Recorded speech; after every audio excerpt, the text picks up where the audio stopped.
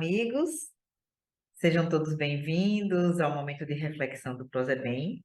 E hoje analisaremos o versículo 9 do capítulo 1 do Evangelho de João, através da participação do NEP Bezerra de Menezes.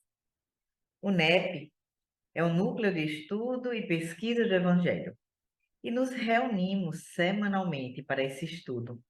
E atualmente estamos estudando o Evangelho de João à luz da doutrina espírita.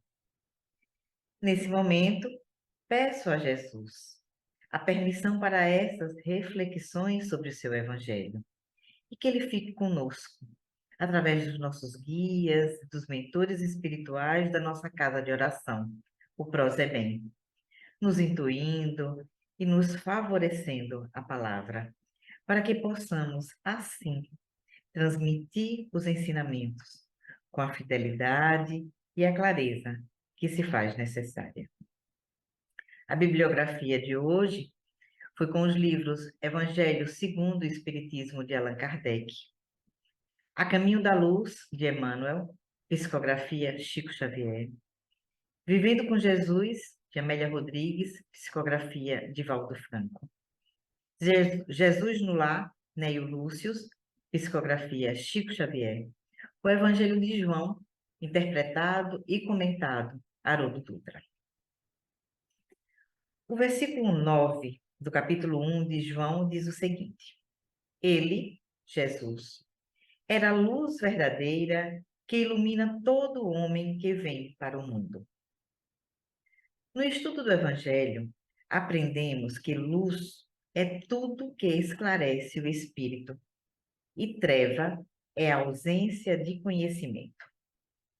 No prefácio do Evangelho segundo o Espiritismo, de Allan Kardec, temos a introdução desse livro feita pelo Espírito da Verdade, que diz, abre aspas, os Espíritos do Senhor, que são as virtudes do céu, como um imenso exército que se movimenta ao receber a ordem de comando, espalham-se sobre toda a face da terra.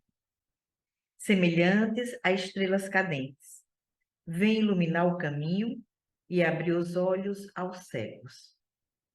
Eu vos digo em verdade que são chegados os tempos em que todas as coisas devem ser restabelecidas no seu verdadeiro sentido, para dissipar as trevas, confundir os orgulhosos e glorificar os justos.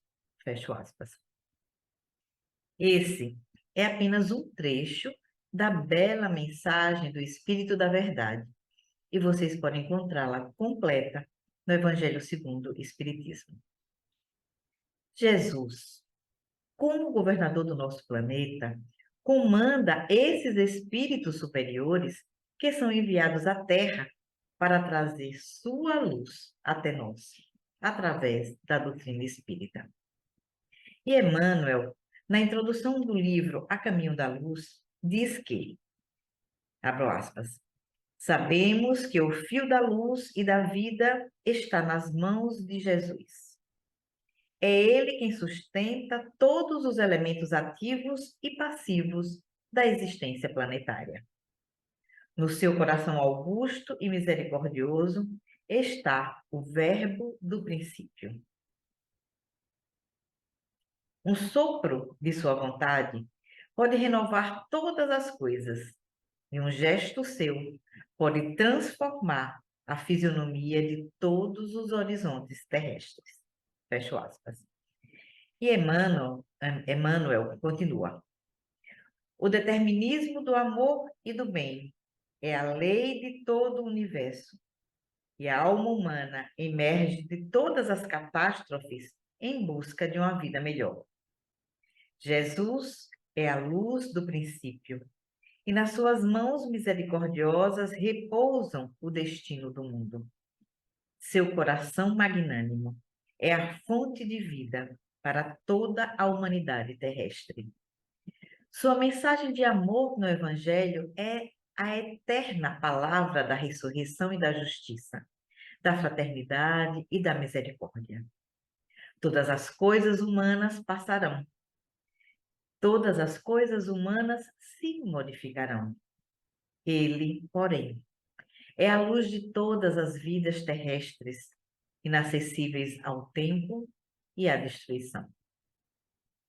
Então, Emmanuel nos mostra com essas palavras um pouco da grandiosidade que é esse Espírito que, ao encarnar na Terra, recebeu o nome de Jesus.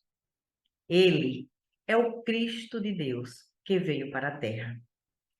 Mesmo sendo um espírito da mais alta estirpe, um Cristo teve a humildade de descer para a Terra para nos trazer a mensagem do Criador.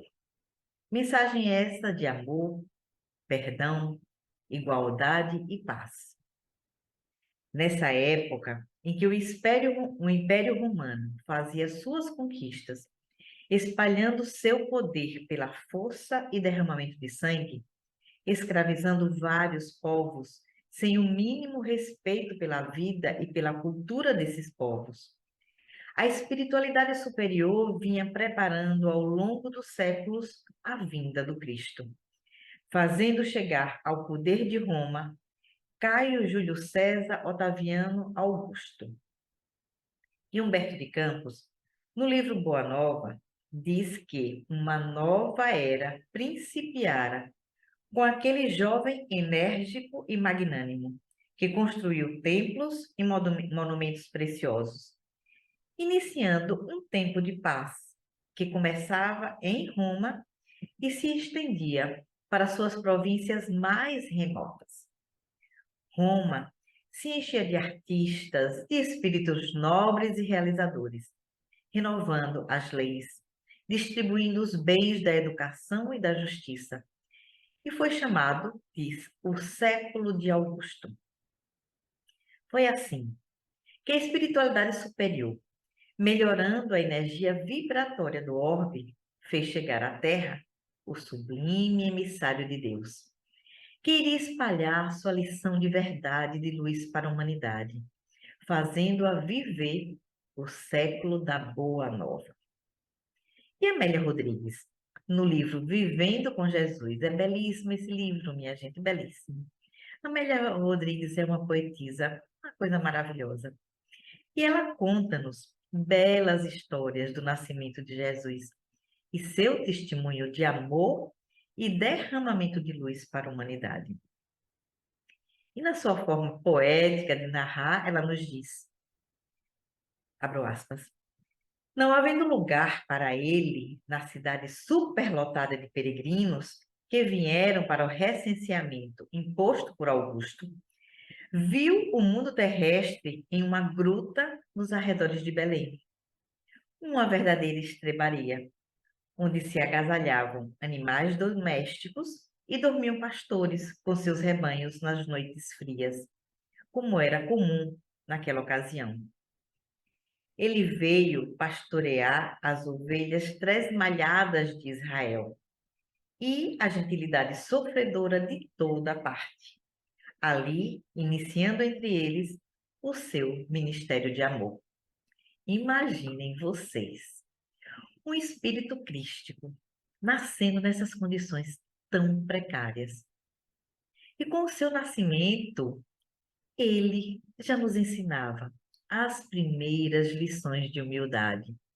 E essa humildade, gente, ele praticava para com os ricos e poderosos da terra, até o mais pequenino dos seres, fazendo da humildade a primeira das bem-aventuranças, quando no Sermão do Monte ele fala: bem-aventurados os pobres de espíritos, isto é, os humildes, porque deles é o reino dos céus. Ele está falando aqui das pessoas que não são orgulhosas, das que agem com simplicidade, daquelas sem vaidade. E Amélia Rodrigues continua dizendo que Jesus é a luz mirífica nas trevas densas da humanidade. Sua irradiação emocional penetrava os poros das almas e revitalizava-as. A treva era poderosa, mas a luz que ele irradiava jamais se apagaria. Ele falava com simplicidade e era entendido por todos. Haroldo Dutra, no livro O Evangelho de João, reafirma esse pensamento de Amélia Rodrigues quando ele coloca que Jesus é um foco de atração, da mesma forma que o Sol atrai os planetas que giram ao seu redor. O Cristo, em seu patamar de elevação espiritual, atrai cada um de nós. Todos nós estamos em uma jornada de progresso espiritual, nos aproximando paulatinamente do Cristo. É óbvio que a distância a ser percorrida é imensa. Nós estamos ainda muito distante dessa luz que representa o Cristo. Contudo, avançamos em direção ao nosso aperfeiçoamento espiritual, em direção a Ele, visto que, para a humanidade terrestre, Jesus constitui o padrão de perfeição a ser aspirada na Terra. No livro Jesus no Lar, Jesus narra uma história após a pergunta de Pedro. Pedro diz assim: Senhor, o que é a verdade? Jesus responde: a verdade total é a luz divina total. Entretanto, o homem ainda está longe de suportar-lhe a sublime fulguração. E conta que certo devoto implorava o socorro divino, declarando-se o mais infeliz dos homens. Não obstante, em sua cegueira, sentisse o melhor de todos. Reclamava do ambiente fétido em que se encontrava, pois vivia numa caverna escura. O Pai Celestial, que atende a todos os nossos pedidos, mandou primeiro a fé, mas não surgiu efeito para suas rogativas. Depois mandou a esperança, mas ele continuou a lamuriar-se.